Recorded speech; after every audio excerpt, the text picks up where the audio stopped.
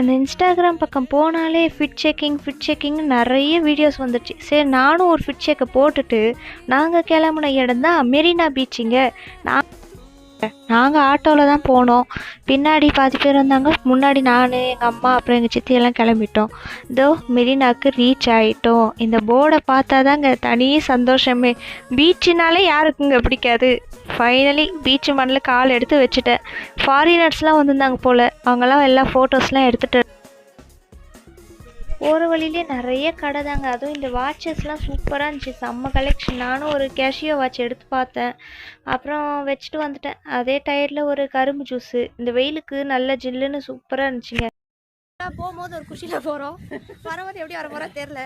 அது ஷூ போட்டு நடந்ததுனால ஓரளவுக்கு பரவாயில்ல. இந்த சப்பல்ஸ் எல்லாம் போட்டு இந்த சாண்டல்ஸ்லாம் போட்டோம்னா ரொம்பவே கஷ்டங்க, முடியாது.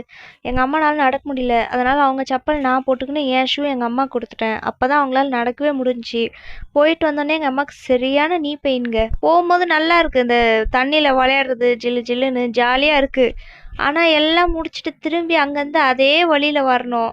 வர வழியில் சத்தியமாக முடியலங்க. தயவு செஞ்சு கொலுசு கழட்டி வச்சுட்டு போங்க. அந்த பீச் தண்ணியில் பட்டோன்னே அந்த வெள்ளி எல்லாம் ஒரு மாதிரி கருப்பு கருப்பாக ஆகிடுது. அப்புறம் நான் பெங்களூருக்கு எடுத்துகிட்டு வந்து அதை நல்லா க்ளீன் பண்ண அப்புறம் தான் அது ஓரளவு கலர் பழைய கலருக்கே நான் கொண்டு வந்தேன். எனக்கு இந்த பீச்னாலே சின்ன வயசுலேருந்து ரொம்ப இஷ்டங்க.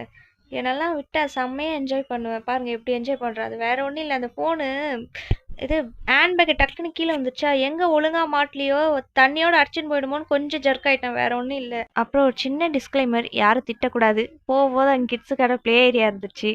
கிட்ஸுக்கானதான், பட் அப்பப்போ எனக்குள்ளே இருக்கிற கிட்டுக்கு வெளியே வந்து இந்த மாதிரி சேட்டை பண்ண ஆரம்பிச்சிடுவேன். இந்த மவுண்டெயின் கிளைம்பிங்லாம் போட்டிருந்தாங்களா, இது நிறைய வீடியோவில் இன்ஸ்டாவில் பார்த்துருக்கேன். நான் அப்பத்துலேருந்து ட்ரை பண்ணணும்னு ஆசை, இப்போ தான் கிடச்சிது. இது கொஞ்சம் ஈஸியாக தாங்க இருந்துச்சு.